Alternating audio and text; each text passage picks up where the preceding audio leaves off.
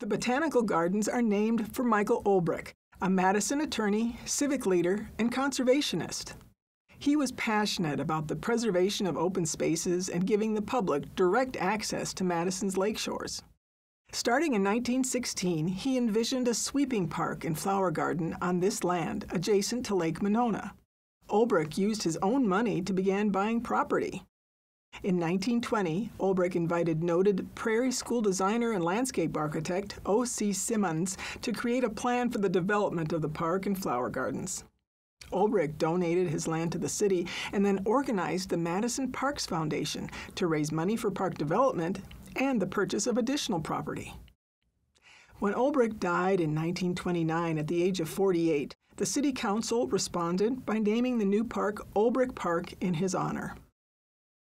Olbrich died before seeing his vision completed, but the planning, purchase, and development of land continued into what we know today as Olbrich Botanical Gardens.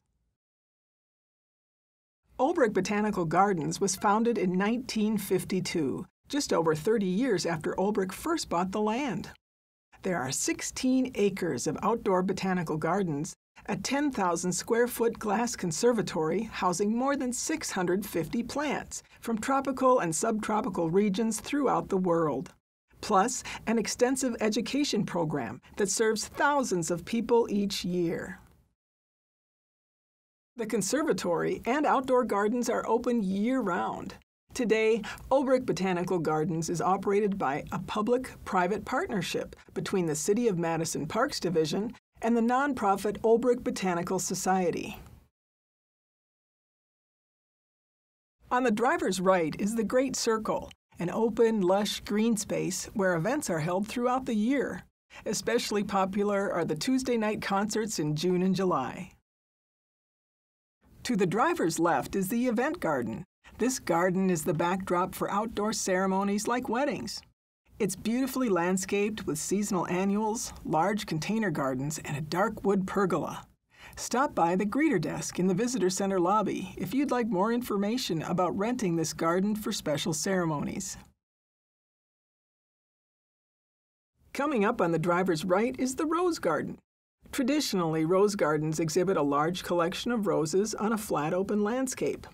Olbrich's Rose Garden breaks significantly with this tradition. It features roses in a sustainable garden design planted with perennials, shrubs, flowering trees, and containers. The garden has a large variety of roses and focuses on shrub roses, which are disease-resistant and hardy to our climate. The Rose Garden Tower was designed by Madison architect Ron Bowen and is made of native limestone. It has a ramp and a stairway that lead up into the two-story tower, offering spectacular views of the Rose Garden and beyond to Lake Monona. Olbrich Botanical Gardens has been committed to the concept of sustainability for many years. Long before going green became popular, Olbrich was using plants hardy to our climate, optimizing the use of water and minimizing the use of chemicals. Olbrich shares these concepts and experience and many other gardening and plant-related tips through various classes and programs for all ages, from toddlers to the most experienced gardeners. A listing of environmental education opportunities is available from the Tram driver and on Olbrich's website. Olbrich has a number of rain gardens used to manage stormwater. These beautiful and environmentally friendly gardens capture runoff water, allowing it to slowly infiltrate into the ground and help recharge the aquifer. A rain garden is dry most of the time and retains stormwater just long enough for it to soak in.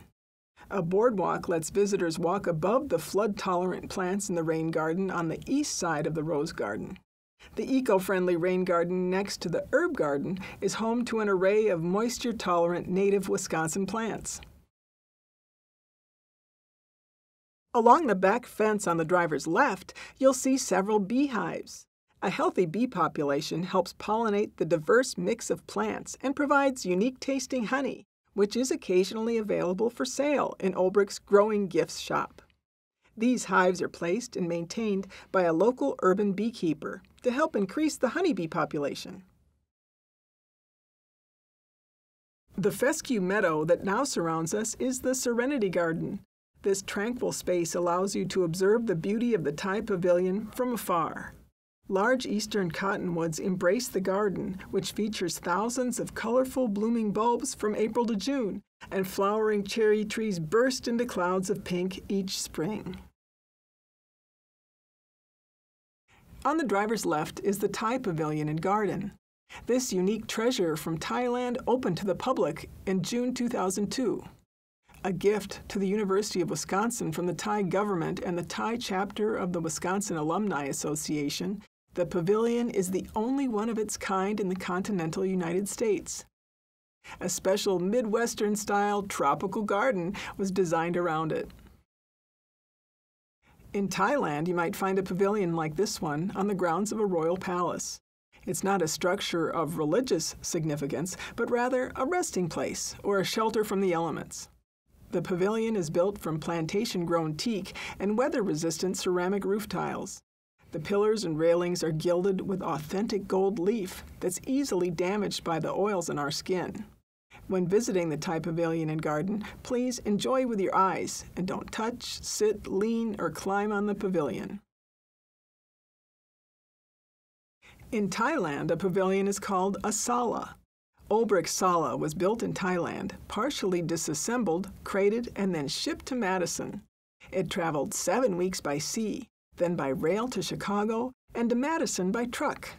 9 Thai artisans spent 3 weeks reconstructing the pavilion on site.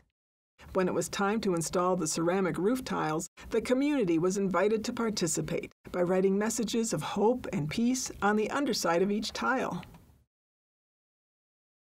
Despite their tropical appearance, most of the plants in the Thai garden are hardy to the Midwest. They've been selected for their large glossy leaves, bright colors, and lush growth. A few plants, such as the bananas, are truly tropical. In this climate, they're cut back and kept in greenhouses for the winter. There are many Thai symbols in the garden for you to discover, including serpents, lions, and elephants. The bronze elephant near the pavilion was a gift from the Princess of Thailand. We're now passing through the Birch Walk, with more than 100 native paper birch trees creating a cathedral-like walkway.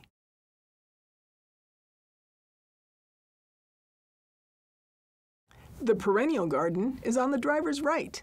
This 2-acre garden features mixed borders of perennials, ornamental grasses, trees, shrubs, and annuals that bloom throughout all the seasons. From soft green and colorful bulbs in the early spring, to bright colors and textures during the summer and fall, to stark red and gold branches in the winter, the perennial garden will take your breath away, no matter the season. A waterfall spills into a meandering stream, and 3 tranquil pools highlight aquatic plants. A bog garden by the stream showcases carnivorous plants, such as pitcher plants that grow in Wisconsin. On the driver's left are Starkweather Creek and the Starkweather Creek Shade Garden. This shade garden provides a quiet walk along Starkweather Creek. The small woodland garden features river birch trees, shrubs, spring-flowering bulbs, and hundreds of shade-loving perennials that demonstrate the possibilities of shade gardening in the upper Midwest. In the fall, stroll this pathway for a luminous display of golden leaves. Starkweather Creek is a tributary to Lake Monona. The creek begins as 2 branches, the east and west, each fed by springs in the upper watershed and approximately 20 miles long. The branches converge near Olbrich Botanical Gardens and empty into the eastern end of Lake Monona. Its watershed is a 24-square-mile basin encompassing much of the eastern and northern areas of the city of Madison, as well as some of the town of Burke and the town of Madison. The Starkweather Creek watershed is the largest watershed in Madison. Ahead on the driver's left is the Wildflower Garden, and beyond it, the Rock Garden and Discovery Dock. The Wildflower Garden features winding pathways through a native Wisconsin woodland setting. A menagerie of wildflowers bursts into bloom in spring, followed by lush emerald ferns, colorful berries, and vibrant autumn colors. In summer, enjoy a tranquil stroll through the cool, shady woodland. The rock garden has plants suited to dry, harsh conditions. Alpine plants and garden conifers thrive in this garden in conditions that simulate a dry, rocky mountain slope. 2 streams meander through the garden and converge to form a cool, soothing waterfall. You can explore a small pond, complete with ducks and turtles, at the Discovery Dock. On the driver's right is the herb garden, designed as a series of smaller, specialty gardens that delight the senses and represent historic, cultural, and contemporary herbs. These smaller specialty gardens within the herb garden include the English courtyard, tea, touch and smell, sage and thyme, medicinal, dye, kitchen, and sinister gardens. Trees and shrubs border the entire garden, capturing the herbal fragrances within the area. Volunteer docents are often available on weekends to answer questions in the herb garden. Speaking of volunteers, Olbrich's year-round paid staff of 36 full-time equivalent employees is assisted by more than 600 volunteers who give over 27,000 hours of service each year. Olbrich would not be the place it is without the contributions of generous volunteers. On the driver's left is the Meadow Garden, a favorite of visitors, especially in spring. Inspired by English meadow gardens, it's planted with low-mow, drought-tolerant fescue grasses, crabapple trees, and thousands of spring and early summer flowering bulbs. In the fall, the tall grass falls over, creating a sea of golden waves. The fescue grasses don't require supplemental watering or fertilizer and are mowed just twice a year, once in late spring and again in late fall. A newer garden concept that we can't see from the tram is illustrated in Olbrich's several gravel gardens. These sustainable gardens require no weeding or additional water once established, about 80% less maintenance than a typical perennial garden. The drought-tolerant plants grow in 4 to 5 inches of quartzite gravel over garden soil. 2 large gravel gardens are located on either side of the front entrance to the visitor center. They're easily viewed from the sidewalk along the parking lot. On the driver's left is the Sunken Garden, a formal English-style garden. It's enclosed by a shrub hedge and regional limestone terraces, creating a colorful outdoor room. It's named the Sunken Garden because of the 2-foot drop from the edges of the garden. An elegant 80-foot-long reflecting pool provides a visual connection with Lake Monona. Spring bulbs, annuals, perennials, and shrubs bloom from spring through autumn in this garden. On the driver's right is a prairie-style arbor covered with wisteria plants that bloom vigorously in spring, with large drooping clusters of fragrant bluish-purple flowers. This is the Donor's Arbor, where Olbrich recognizes our donors' cumulative giving with a bronze plaque. Also on the driver's right, in the distance, is the Rose Garden Tower. Notice the view from the tower, through the Great Circle and the Sunken Garden on the driver's left, all the way to Lake Monona. As we come to the end of your tour, we're approaching the Visitor Center, where you'll find restrooms, drinking water, self-guided tour brochures, a gift shop, library, and the Tropical Bolts Conservatory. If you enjoyed your tour, we hope you'll make a donation to support Olbrich's educational tram tour in operation.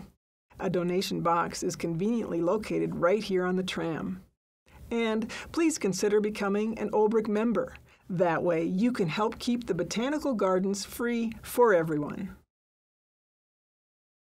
Thanks for exploring the outdoor gardens by tram today. Please look around you and gather your belongings before getting off. Thank you for visiting Olbrich Botanical Gardens, and we look forward to your next visit.